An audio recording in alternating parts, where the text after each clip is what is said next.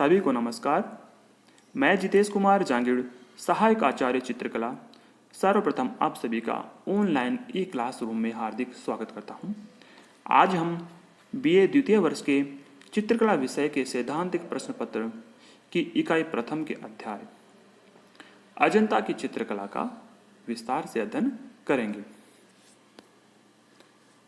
जैसा कि मैंने पूर्व में आप सभी को बताया था कि बौद्धकालीन चित्रकला का प्रारंभ भगवान बुद्ध के पश्चात प्रस्फुटित हुआ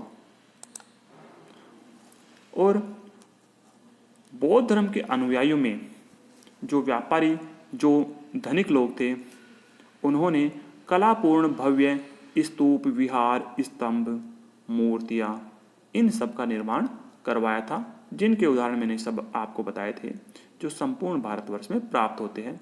इनमें सांची, बाराहुत, अमरावती, नागार्जुन कोंड और स्तंभों में सारनाथ का सिंह स्तंभ, रामपुरवा का वृषभ स्तंभ इत्यादि इसके जो उदाहरण हैं वो प्राप्त होते हैं। प्रमुखतः मौर्य काल, शुंग काल, कुषाण काल और गुप्त काल में भी बौद्ध धर्म से संबंधित स्तूप, विहार, शिलाखंड, मूर्तियां, स्तंभ आदि के द्वारा बौद्ध धर्म का जो प्रचार प्रसार है वो किया गया था। ये जो मैंने काल बताए, विभिन्न शासकों के जो काल है, विभिन्न जो राजवंश आए, मौर्य काल, शुंग काल, कुषाण काल, गुप्त काल, ये इन सभी राजवंशों के समय भी जो बौद्ध धर्म है उसका प्रचार प्रसार होता रहा और अपना जो स्वरूप है इसका वो बदलता रहा और चित्र मूर्तियों का निर्माण होता रहा। लेकिन कुषाण काल में एक शासक आया जिसका नाम है कनिष्क। कनिष्क के राजा बनते ही महायान बौद्ध धर्म का प्रादुर्भाव हुआ और भगवान जो बुद्ध है उनकी जो छवियां है वो मूर्ति और चित्र के रूप में अंकित की जाने लगी। अर्थात कुषाण काल से पूर्व या कनिष्क से पूर्व भगवान बुद्ध या बौद्ध धर्म से जो बौद्ध धर्म से संबंधित जो शाखा है, हीनयान शाखा, वह बलवती थी या वही विकसित हो रही थी। लेकिन कनिष्क के पश्चात जो महायान शाखा है उसका स्वरूप सामने आने लगा। बौद्ध धर्म में दो शाखाएं हैं, एक शाखा है हीनयान और दूसरी शाखा है महायान। प्रारंभ में हीनयान शाखा के अंतर्गत ही भगवान बुद्ध है, बौद्ध धर्म है, उसका प्रचार प्रसार किया गया।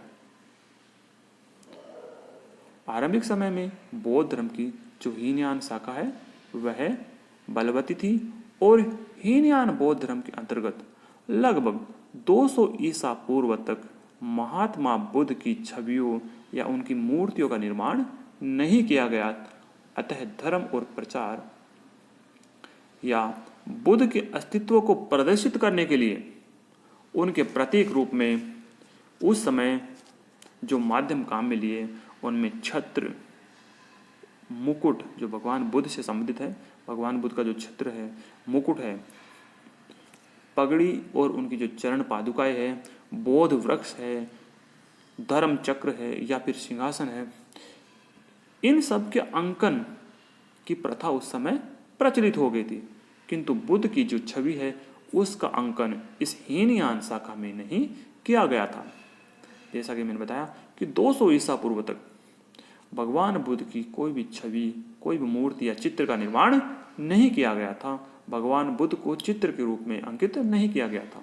कनिष्क के पश्चात ही महायान शाखा जो बलवित हुई थी, उसके बाद ही भगवान बुद्ध के चित्र और मूर्तियां निर्मित होने लग गए थे।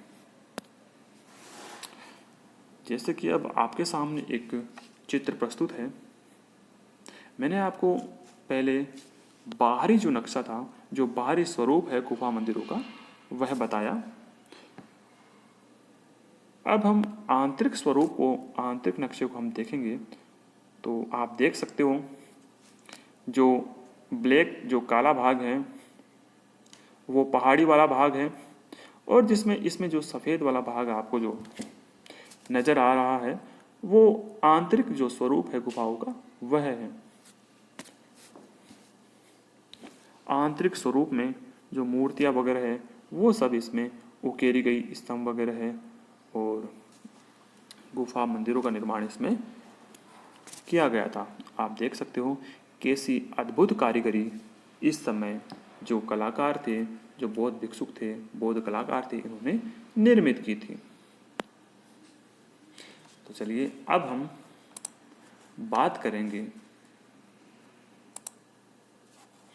जो अजंता है, अजंता की गुफाओं की स्थिति।